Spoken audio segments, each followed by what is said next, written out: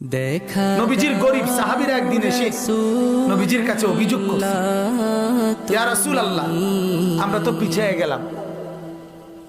আল্লাহর নবী বললেন, কিসে পিছিয়ে গেলাম? দুর্বল গরিব সাহাবীরা বলে, নেকিতে পিছিয়ে গেলাম। কিভাবে?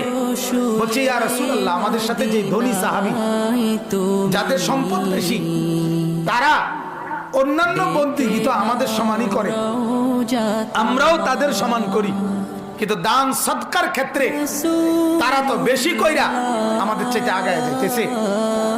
আল্লাহর রাস্তায় জিহাদে দান করতে পারি না, মাল নাই, আমরা তো পিছিয়ে গেলাম নেকিতে।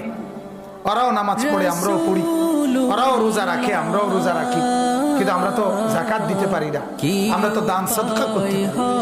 আল্লাহ নবী সাল্লাল্লাহু আলাইহি ওয়াসাল্লাম তখন বললেন, তোমরা 5 ওয়াক্ত নামাজের পরে 33 বার সুবহানাল্লাহ, 33 বার আলহামদুলিল্লাহ, 34 বার আল্লাহু আকবার, এই তাসবিহ পড়বা 5 ওয়াক্ত নামাজের পরে। আল্লাহ তাআলা ওদের দান সাদকার সমপরিমাণ নেকি তোমাদের প্রদান করবে।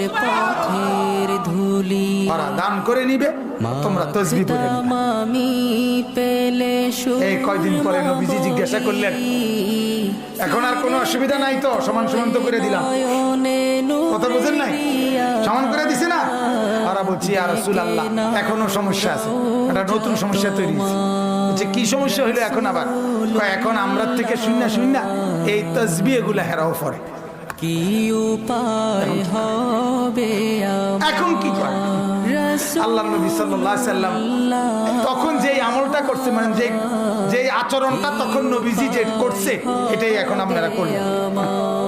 মানে হাসি দিছেন, নবীজিও কি দিছেন? এই কথাইটা শুনে হাসি।